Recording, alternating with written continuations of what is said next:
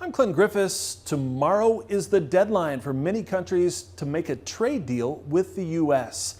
President Trump saying on his Truth Social site on Wednesday that the August 1st deadline will not be extended, adding, quote, August 1st, a great day for America, end quote.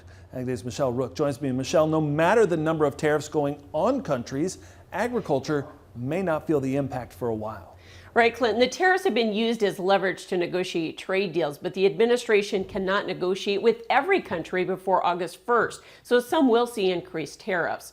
And as I previously reported, the trade announcements, even the one with the EU this week, lack details on ag purchases and are just frameworks, so it could be months before farmers see actual sales. The final countdown is coming for countries trying to beat the August 1st deadline for tariff increases. The Trump administration saying many countries will see tariffs of 15 to 20%, which is a concern.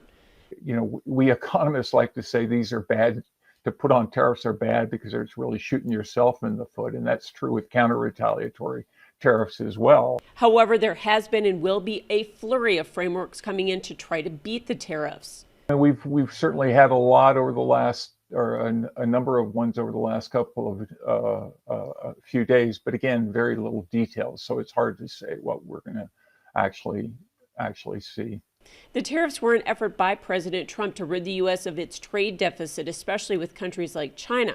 But Glauber says in agriculture, trade deficits are an arbitrary concept. I think a surplus or deficit, as far as I'm concerned, is meaningless. What is really important, I think, is improving market access for U.S. agricultural products. And hopefully these trade agreements will provide more access, that we will be able to see sustained gains in agricultural trade. He's encouraged the U.S. isn't sitting on the sidelines watching other countries strike trade agreements, but cautions negotiating final deals could take months. As a former trade negotiator, I do know when you're talking about comprehensive trade agreements, that takes a long time. I think these are more framework agreements. And that means it could be a while before the U.S. ag markets see actual sales, which is why the reaction in the grain markets to these trade announcements has been muted. Right now, the markets are really taking a wait and see approach and really want to see what the impacts on trade really are.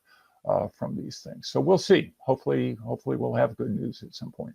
Of course, no deal means as much as the one with China. And while there's a tariff truce, negotiators have also kicked the can down the road on a deal, disappointing the market. I'm Michelle Rook reporting for Ag Day.